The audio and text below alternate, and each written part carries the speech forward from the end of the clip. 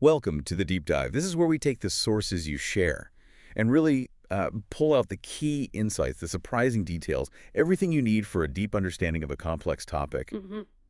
And today, well, we're doing a deep dive into the life of Matthew Langford Perry, someone known, globally, for playing one of the most recognizable characters ever on TV. Chandler Bing, yeah. Yeah. Absolutely iconic. But as you said, the sources we're looking at paint a picture that's, well, it's incredibly complicated. Exactly, that huge public fame, right? Yeah. But then this stark contrast with a really private, lifelong, and frankly profound struggle. That contrast, that juxtaposition, the comedic genius we all saw versus this constant, overwhelming internal battle, that's really the core theme of his life story, isn't it? It seems to be. Matthew Perry, born 69, died just last year, 2023, only 54. An actor, yes, but in his later years, he became almost equally known as an advocate, someone who spoke incredibly openly about what he called the big, terrible thing. Addiction. His disease of addiction, yeah. So our mission today is to really unpack that complexity. We're drawing insights not just from, his career highs, the Friends stuff, Right. but also from the raw investigative and biographical sources, the ones that detail his life, his immense, almost unbelievable effort towards recovery, and ultimately the tragic circumstances of his death. And looking at the sources, what jumps out almost immediately is the kind of high-profile world he came from. He had dual citizenship, American and Canadian. His parents were public figures themselves. His dad, John Bennett Perry, an actor and model. And his mother, Suzanne Marie Morrison, held a really significant role in Canada. She was press secretary for Pierre Trudeau. The prime minister at the time, yeah. That's quite a foundation, isn't it? Almost like, well, Canadian political royalty mixed with Hollywood. For a life lived so much in the public eye under such intense scrutiny later on. It is. And that background, that pedigree, it's actually pretty crucial context for understanding his Canadian childhood and early ambitions. His parents split up when he was really young, just 1 year old. Wow, okay. So he was raised mostly in Ottawa, Ontario, primarily by his mother and his Canadian stepfather, whom many people would recognize, Keith Morrison. The broadcast journalist, yeah, very well known. Exactly, a respected journalist. And it's in that environment, according to his own words, his own memoir, that the sort of emotional seeds of his later issues started to grow.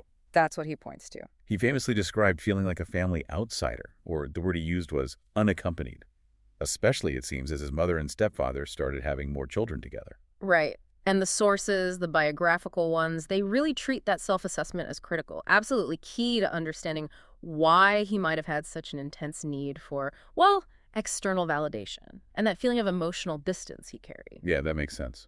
Biographers use that feeling, that context, to help explain the early misbehavior. It apparently started around age 10. Things like stealing money, smoking. His grades started slipping pretty quickly.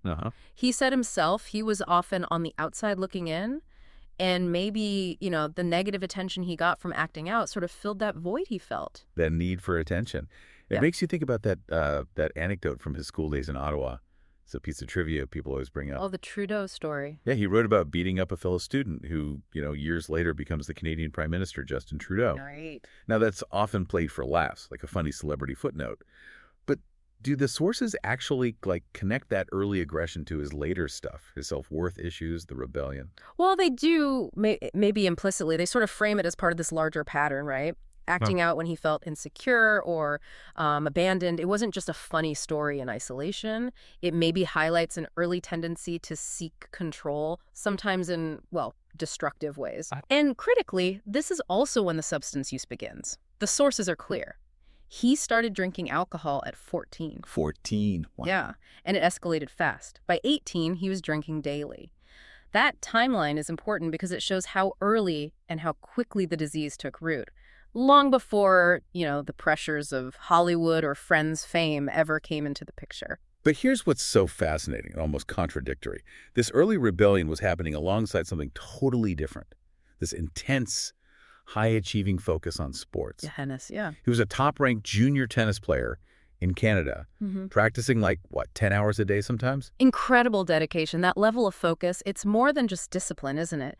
It suggests this obsessive quality, a capacity for perfectionism, for performance. Absolutely. And that seems like a thread we need to follow through this whole deep dive, right? I think so. That same internal drive, that engine that pushed him to excel on the tennis court, that kind of hyper-focus.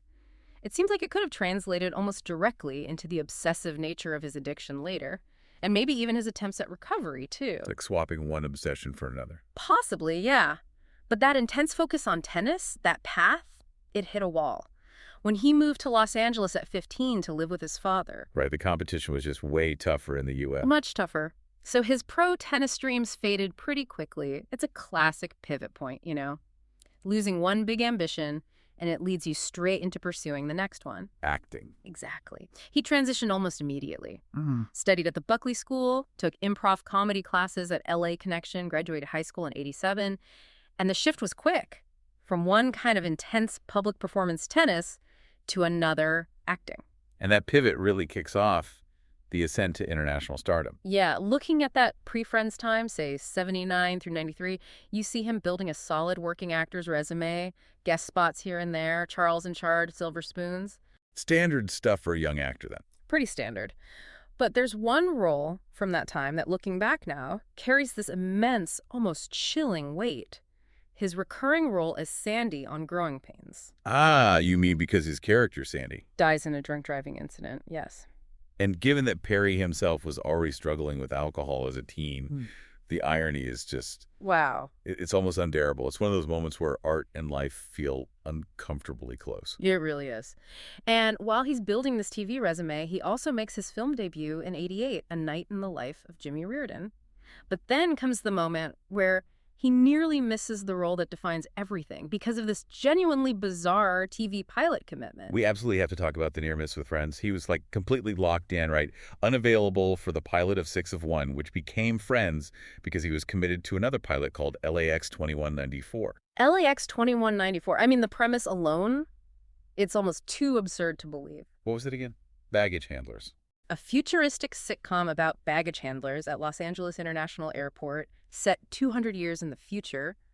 And Matthew Perry was supposed to be one of the leads. That's incredible. The fact that television history almost gave us Matthew Perry as a space-age baggage handler instead of Chandler Bing is one of the great what-ifs, truly. But luckily for, well, everyone, that pilot crashed and burned. Didn't get picked up, yeah. Which freed him up just in the nick of time to audition for and land the role of Chandler.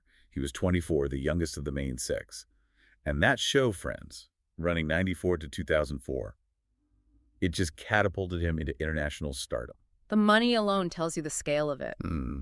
The sources confirm by that final season in 2002, he and the rest of the main cast were earning an absolutely unprecedented $1 million per episode. $1 million an episode. That was a benchmark, a level of TV stardom and financial success very, very few actors ever achieve. But the sources also show he wasn't just resting on Chandler, even during the peak Friends years.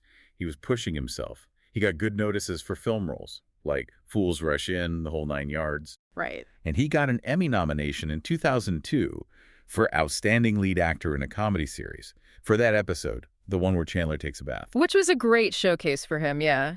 But it was really his moves into dramatic work that I think highlighted his range beyond just the sarcasm and the wit of Chandler. Like The West Wing? Exactly. He got 2 Emmy nominations for Outstanding Guest Actor in a Drama Series for playing Joe Quincy in Aaron Sorkin's The West Wing. That was 2003 and 2004. Playing that kind of straight-laced, hyper-intelligent, purely dramatic role. It really proved his talent wasn't just, you know, a one-trick pony. He showed he could absolutely handle serious drama. He also did a stint on Ally McBeal. And we see the first little hints here of his later desire for more control, don't we? He directed an episode of Scrubs. He did, the episode My Unicorn, and his father, John Bennett Perry, actually guest starred in it. Oh, interesting. So yeah, it feels like a career marked by constantly pushing outwards, trying to explore beyond the massive shadow cast by this one iconic character. And that push for more creative variety, for control, definitely continued in his later work, Creative Control, and diversified roles after Friends ended. Absolutely. The recognition kept coming, too. Almost immediately, Britt. In 2006, he got nominated for both an Emmy and a Golden Globe for his performance in that TV movie, The Ron Clark Story. Really strong performance. It showed, again, when he got serious, dramatic material, he could really deliver. And that success led him right back to Aaron Sorkin. It did. He took the lead role, Matt Albee, in Sorkin's next big show, Studio 60 on the Sunset Strip. That ran 2006 to 2007. Short-lived, but well-regarded critically, at least initially. Right. And the sources emphasize that playing that character, this incredibly high-strung, super quick-witted writer-director, it was actually a fantastic fit for Perry's specific verbal style and intensity, even if the show itself didn't last long. Then on the movie side, he had a big hit with 17 Emmy, again in 2009, playing the older version of Zac Efron's character. Big box office success, yeah. But interestingly, the sources point out that some critics felt he was maybe miscast, or perhaps just that the physical resemblance or mannerisms between him and the younger Efron didn't quite sell the whole concept perfectly. Huh. That's unusual. Usually his casting felt pretty spot on. It's a rare note, but maybe less strange than how he got his next big gig, which was in voice acting. Oh, the video game story. Yeah. Apparently, he gifted Ellen DeGeneres an Xbox 360 and a copy of the game Fallout 3 when he was on her show. Okay. And somehow that caught the attention of the game developers at Bethesda, which led to them casting him as the voice of Benny, who's a major antagonist, in their next huge game, Fallout, New Vegas in 2010. He got cast in a massive video game because he gave Ellen an Xbox. Seems like it. It's a pretty unconventional way to land a major voice acting role, basically secured through a high-profile gift. Well, I guess it speaks to his level of celebrity then. But beyond acting, you really see his focus shift, right, towards having more control, writing, producing. Definitely. He moved heavily into that. He co-created, co-wrote, executive produced, and starred in Mr. Sunshine in 2011. That was based on his own original idea. But that one didn't last long either, did it? No, unfortunately. ABC canceled it pretty quickly after only 9 episodes aired. The sources kind of suggest that maybe having too much control or taking it on too quickly didn't automatically guarantee success. A tough lesson, maybe? Perhaps. But he bounced back pretty successfully. He co-developed and starred in the revival of The Odd Couple from 2015 to 2017, playing Oscar Madison. Right, a classic role. And again, he co-wrote and executive produced that show too. So it shows he still had the clout and the drive to get major network projects off the ground, projects that fit his comedic style. But maybe the most deeply personal project from this time wasn't a sitcom at all. It was his play, The End of Longing. Yes. That premiered in London in 2016, and the sources note his own description of it. He called it a personal message to the world, an exaggerated form of me as a drunk. That's a really stark admission, especially for someone known primarily for comedy. It is, and it connects directly to what became his later advocacy mission. He specifically said about the play he had something important to say to people like me and to people who love people like me. So the play was kind of his first big public step towards defining himself by the struggle, even before the memoir came out. It seems that way, yeah. His last major dramatic role was playing Ted Kennedy in that 2017 miniseries, The Kennedys, after Camelot. And then, of course, the culmination of all this desire for honesty, for telling his own story, was his memoir in 2022, Friends, Lovers, and the Big Terrible Thing. Which was a huge bestseller. New York Times, Amazon. It just flew off the shelves. Right. Because it revealed the full, unvarnished truth, the extent of this decades-long war he'd been fighting against addiction. Right. And that really brings us into the depth of the struggle, health and addiction. This is where, the laughter kind of stops and the sources become this truly shocking record of both resilience and devastation. It's a completely different narrative, isn't it? A profound counter-narrative. And the timeline starts so much earlier than I think most people realized. He was dealing with alcoholism by 14. 14. But the switch to opioid dependency, that really kicked in after a jet ski accident in 1997. He needed pain management. And that led directly to his first rehab stay, 28 days, that same year. And the numbers he shared about his lowest points, they're almost hard to wrap your head around. They really are. Taking up to 55 Vicodin pills a day. 55. Daily. His weight dropped to, 128 pounds? Dangerously low. And this culminated in that hospitalization in May 2000 for alcohol-induced pancreatitis. And all of this is happening while he's starring on the biggest show on television, one of the most famous people on the planet. That's where the struggle and the fame intersect so painfully. He was incredibly candid about it in the memoir. During the later seasons of Friends, he said he was frequently drunk or high right there on set. How did he even function? He talked about arriving with obvious hangovers, sometimes shaking, sweating excessively. I mean, the mental effort required to deliver that kind of rapid-fire, perfectly timed comedy while actively battling addiction. It must have been just agonizing. The detail that just guts me, though, the one that really strips away any remaining glamour from that sitcom world, is his admission that because of the substance abuse, he has, quote, no memory of 3 years of working on Friends. Yeah. 3 whole years. An entire peak creative period for him just wiped clean from his memory by the disease. You can't put a price on that loss. That's irreplaceable. And his castmates, the sources say, they knew. They tried desperately to help him. They even staged an intervention at one point. Which he wrote about. Right. And while he acknowledged their support was crucial, ultimately it wasn't enough then to stop the cycle. He had to halt production on both Friends and his movie Serving Sarah in February 2001. Right, to go back to rehab? To enter inpatient rehab again, yeah. For this really dangerous mix, Vicodin, methadone, amphetamines, and alcohol. But we really need to pause and absorb the severity of the near-death experiences he survived, because they illustrate just how brutal this disease can be. The most terrifying one was in 2018. His colon literally burst. Directly because of the chronic opioid abuse. And the prognosis was grim. Devastating. Doctors told him he had maybe a 2% chance of survival. 2%. Unbelievable. He spent 2 weeks in a coma. He was hooked up to an ECMO machine that's extracorporeal membrane oxygenation. It basically does the work of your heart and lungs when they fail, just to buy time. Wow. And after somehow surviving that, he then had to use a colostomy bag for 9 months. That wasn't just a health scare. It was a full-blown physical catastrophe. And yet the near misses just kept coming. It shows how relentless the dependency was.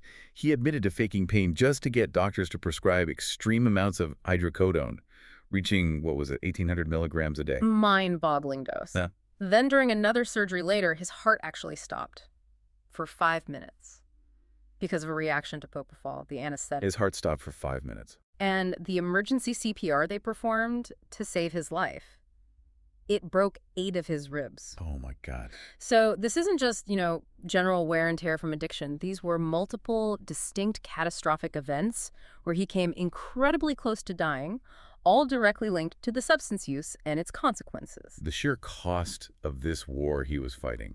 Yeah. It's just staggering, financially, psychologically. In 2022, he laid out the numbers himself. He estimated he spent $9 million trying to get sober. $9 million. Just let that sink in. That covered what, 15 different rehab stays? 15 rehabs, 14 stomach surgeries, mostly dealing with the damage the pills did to his digestive system, 6,000 Alcoholics Anonymous meetings, and 30 years of therapy twice a week. Those numbers just define the sheer scale of the obsession, don't they? They absolutely do. And the sources back this up, noting he had this perfectionist and obsessive personality. It apparently extended to everything, even tiny details like recording the perfect answering machine message back in the day. So it's that same perfectionist drive. The same one that fueled his tennis, that fueled his comedy timing, but applied with equal, and in this case devastating, force to both his addiction and his attempts to overcome it. It's like his greatest strength was also tied to his greatest vulnerability. It seems that way. And yet, amidst all that physical chaos, the financial drain, the sources do mention an internal anchor. He spoke openly about his faith, called himself a seeker, said he had a very close relationship with God, maybe finding some kind of spiritual solace in the middle of that lifelong storm. And that commitment, maybe finding meaning through the struggle, it seems like it directly fueled his desire to change his legacy. Which brings us to the next part. Legacy as an advocate and the final investigation. Yes, he really wanted to be remembered for helping others. And his advocacy wasn't just, celebrity awareness campaigns. It was serious policy work. In 2011, he was actually lobbying the U.S. Congress. Right. As the spokesperson for the National Association of Drug Court Professionals, he was arguing for more funding for drug courts, understanding that addiction needed systemic solutions, not just individual willpower. He saw the bigger picture. Absolutely. And his efforts got noticed. 2 years later, 2013, he received the Champion of Recovery Award from the White House Office of National Drug Control Policy. And he put his money where his mouth was, literally. He turned his old Malibu mansion into Perry House. A sober living facility specifically for men. He funded it himself, and it ran from 2013 to 2015, a very concrete investment in recovery. And we know, because he said it very explicitly, he hoped people would remember him more for helping others get sober than for being Chandler Bing. That was his stated wish. And in a really poignant continuation of that, the Matthew Perry Foundation was set up just days after he died. Its whole mission is to continue supporting people struggling with addiction. That really became his final, lasting message. Which makes the circumstances of his death even more tragic. We have to cover that now. October 28th, 2023. He was found unresponsive in his hot tub at home in Pacific Palisades. He was only 54. Just 54. The official cause of death came out a couple of months later, December 15th. It was ruled an accident caused by the acute effects of ketamine. But there were contributing factors too, right? Yes, very important ones. The effects of buprenorphine, which is actually a medication used to treat opioid use disorder, drowning was listed, and also underlying coronary artery disease. Okay, this point about the ketamine needs some careful explanation, I think. It really does. The autopsy found high levels of ketamine in his system, and the conclusion was that this caused, quote, cardiovascular overstimulation and respiratory depression. Basically, his heart and breathing were dangerously affected, leading him to lose consciousness in the water. So the drowning was a consequence of passing out from the ketamine. That's how it was framed, yes. But here's the absolutely crucial part. The report definitively stated that the ketamine found in his system could not have been from his last known therapy session involving ketamine. Why not? Because that session was about a week before he died, and ketamine has a very short half-life in the body, only about 3 to 4 hours. So the ketamine that killed him had to have been taken much more recently, likely within hours of his death, and it was a large dose, acquired outside of any medical supervision. Okay, so the lethal dose was obtained illicitly, not from his treatment. Correct. And that realization that this fatal dose came from somewhere else is what triggered a major investigation. The LAPD and the DEA got involved starting around May 2024. They needed to figure out exactly how he got it, who supplied it. A high-profile, high-stakes investigation. Very. And it led somewhere. In August 2024, criminal charges were filed against 5 individuals. 5 people. Who were they? The sources specify the group included his personal assistant, 2 medical doctors, and 2 drug dealers. One of the dealers, interestingly, also worked as a TV director. All 5 were charged in connection with supplying the substances that contributed to his death, and eventually all 5 pleaded guilty. Can we trace how the drugs actually got to him based on the investigation? We can. It paints a pretty disturbing picture.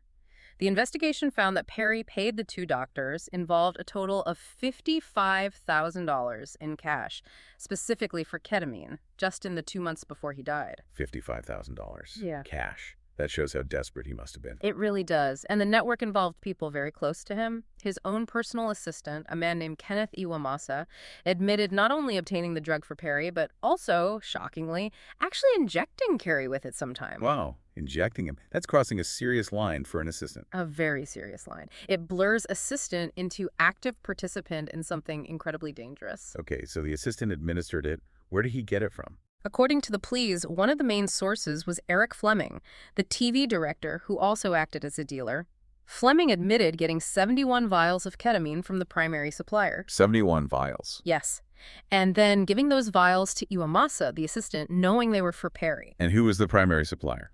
A woman named Jasveen Sangha. The investigation also uncovered text messages showing how the doctors coordinated. The second doctor, Salvador Plasencia, would apparently buy the ketamine he gave to Perry from the first doctor, Mark Chavez. So it was this whole interconnected criminal supply chain. So Saga was at the top of this chain. She was described in some reports as the ketamine queen, allegedly known for supplying wealthy clients and celebrities. She faced the most serious charges. In September 2025, just recently, she pleaded guilty to distribution resulting in death, along with other counts. She's facing up to 45 years in federal prison. 45 years. That reflects the severity. Absolutely. And the other 4 involved are also facing significant prison time. Plasencia, one of the doctors, pleaded guilty to 4 counts of distributing ketamine, carrying a potential total of 40 years. Okay. Fleming, the director-dealer, faces up to 25 years. Iwamasa, the assistant who gave the injections, pleaded to charges carrying up to 15 years, and Chavez, the other doctor involved, faces up to 10 years. This whole final chapter, the investigation, the guilty pleas, it just underscores the immense risk Perry was taking, the lengths he was going to in that final fatal pursuit of the substance. It really does. And stepping back from the grim details, this entire deep dive gives us this complex picture of the dual legacy of Matthew Perry. It really does.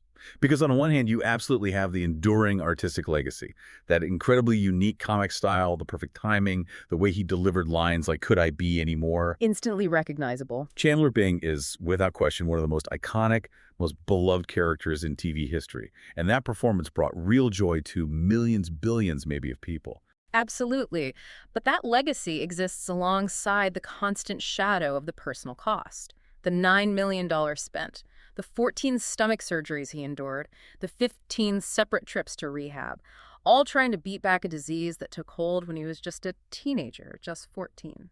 And we have to connect that immense personal investment, that struggle, directly to his other legacy, the advocacy work. They are intertwined. And this, I think, is the final, maybe provocative thought we should leave with you, the listener, today. Think about it. Matthew Perry had resources most people can only dream of. Fame, enormous wealth, access to presumably the best doctors, the best treatment centers in the world. Anything money could buy, Oh, essentially. and yet, even with $9 million poured into the fight, he ultimately lost that battle. So what does Matthew Perry's incredibly expensive, incredibly exhaustive, and ultimately tragic struggle tell us about the sheer difficulty, maybe the systemic difficulty, of achieving lasting, lifelong recovery from severe addiction, even when money is no object? It's a powerful question. It really forces us, I think, to acknowledge that the depth, the complexity of addiction. Sometimes it's just greater than an individual's willpower or even the vast resources they can throw at it. It's not just about wanting it enough, maybe. Perhaps not. It challenges us to look beyond just the famous individual and consider whether recovery, even for the most privileged among us, still represents a profound challenge, maybe even a failure sometimes, for our society and our medical systems. A truly sobering thought, and perhaps the ultimate measure of the man who, in the end, seemed to want his life defined not just by the jokes, but by his relentless, painful struggle to overcome his big, terrible thing.